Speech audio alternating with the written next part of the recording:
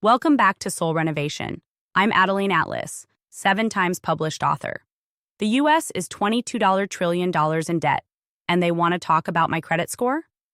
Definition: your credit score is not your character. It's not your worth. It's not a reflection of your intelligence, integrity, or value. It's a man-made ranking system designed by a nation that can't even manage its own accounts. Let's talk about it. The United States is $22 trillion in debt, and they've got the audacity to try and give me a credit score? A little 3-digit number to decide if I'm trustworthy, responsible, worthy of access? Meanwhile, the same system that created that score is drowning in debt, default threats, and economic instability of its own making.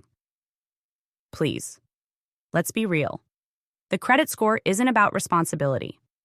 It's about control. It's about measuring how well you play inside a system that was never built for you to win.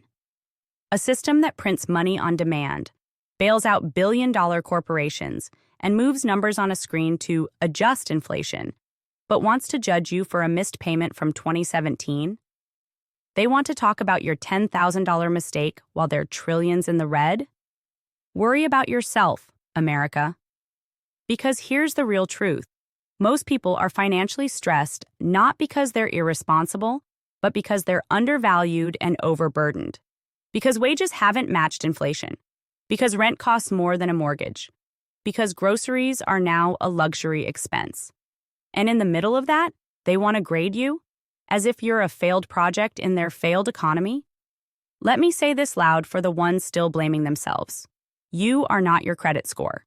You are not your student loans. You are not the late bill you had to juggle while you healed. You are not the penalty fee that kept you up at night. You are not your financial trauma, especially not when that trauma was created by a culture that taught you nothing about money except how to spend it. Your value is not up for numeric validation, and your worth is not on trial. The system grades you to keep you obedient, to keep you compliant, to keep you inside a loop that punishes mistakes and withholds access. Meanwhile, the actual government responsible for managing trillions can't balance their own ledger. Make it make sense. This is why financial sovereignty is spiritual warfare, because to heal your relationship with money in a system that wants you enslaved by it, that's rebellion. To build wealth while being underpaid, overtaxed, and algorithmically exploited, that's revolutionary. So yes, pay your bills, build credit if you want to, play the game with strategy, but don't internalize the score, because it was never about your integrity. It was about their insecurity, that you might wake up and realize you don't need them to tell you what you're worth. You're the asset. You're the value. You're the resource. The system? It's in default, spiritually, financially, and morally. So the next time they try to define you by a number, just smile and say, worry about yourself.